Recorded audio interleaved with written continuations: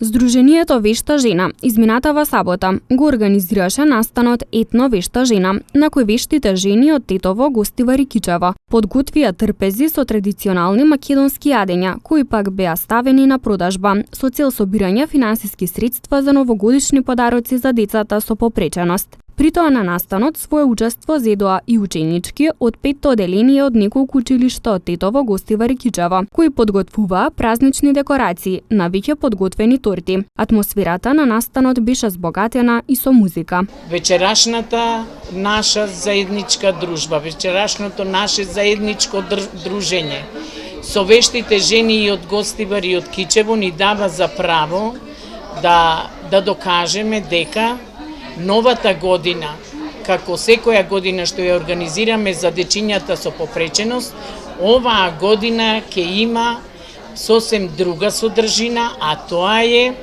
со учеството на овие дечиња, со ова правење и декорирање на тортите што ги имаат.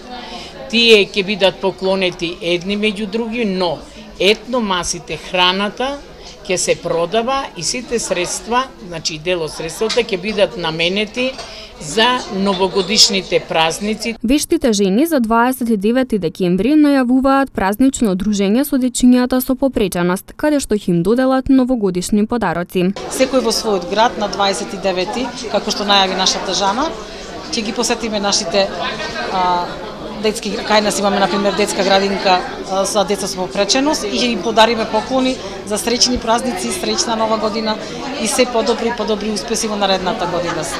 И за нив среќно и безбрижно детство.